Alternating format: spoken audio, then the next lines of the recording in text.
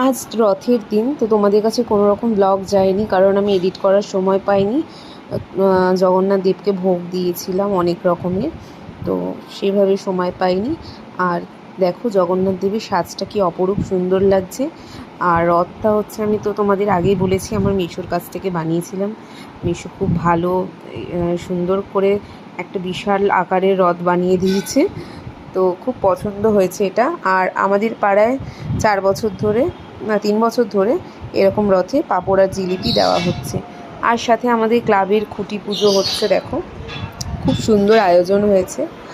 আর এইবার প্রথম আমার ছেলে মানে হেঁটে হেঁটে রথ টানলো। আগের বার তো খুবই ছোট ছিল, তখন তো রথ টানতে পারবে না, তো এইবারও রথ টানলো প্রথমবার। বেশ ভালো লাগলো ওকে দেখে। আর ওর প্রথম বছর মানে রথ টানার অভিজ্ঞতাটা এতটা ভালোভাবে মেমোরেবল করে রাখতে পারবো, সেটাও ভীষণ